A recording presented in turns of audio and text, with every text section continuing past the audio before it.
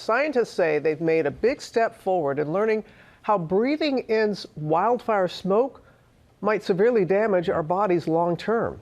Chief National Correspondent Matt Gutman is here with us and has those details. Good morning, Matt. Hey, good morning, Robin. We are almost 6 months out from those devastating wildfires that tore through Los Angeles. And a new study from Nature Medicine out today suggests that wildfire smoke harms health more deeply than we knew, especially to firefighters and others exposed to the smoke over long periods of time. Those toxic metals altering DNA activity and the way the immune system functions on a cellular level. This morning, nearly 6 months after those wildfires ripped through parts of Los Angeles, the entire basin here is engulfed in flames, torching over 16,000 structures, thousands of vehicles, and coating parts of the city in that blanket of smoke.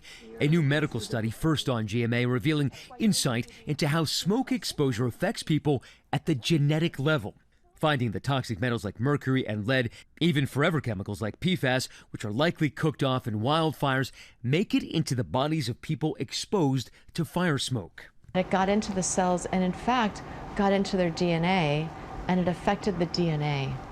And it looks like it's affecting the DNA of cells that can last for a long time, raising concerns that the toxic metals may be damaging the immune system. That might explain why wildfire smoke has this broad effect on many different health outcomes.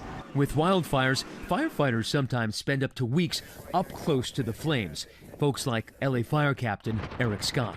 This is what the PCH looks like at Will Rogers.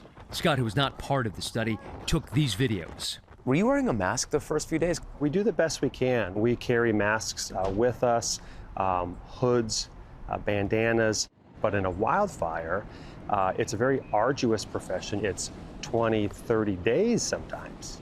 Scott says he himself began experiencing respiratory issues within days. So you just pulled an inhaler from your pocket? Right, just to be able to open up your lungs when you have difficult days. That's a bit of a gut punch. Firefighters in general are dealing with that all over. Wildfires in an urban environment like Los Angeles burn a complex mix of toxins. We don't have anything on the market right now that is adequate to protect us from these exposures when we're fighting these wildfires. I mean, does it feel like you're mortgaging your future in order to do your job now? To some extent, yeah. I mean, I don't concentrate on that. We're there to mitigate the emergency, to help those that we are sworn to serve, and at times that will and does come at our own risk. Now, there is some concern among those within the firefighting community that long-term health effects could end up potentially being similar to those suffered by firefighters after 9/11, exposed to toxic air sometimes for weeks. And that's why agencies like LA Fire Department are working hard to encourage their members to get baseline tests now and begin measuring and tracking any health changes going forward. Doctors are also saying detection and early detection is absolutely key. And you've experienced some of these symptoms yourself, too. I have for weeks on end after these fires in January, because we were exposed to it for so many weeks in a row, basically living there.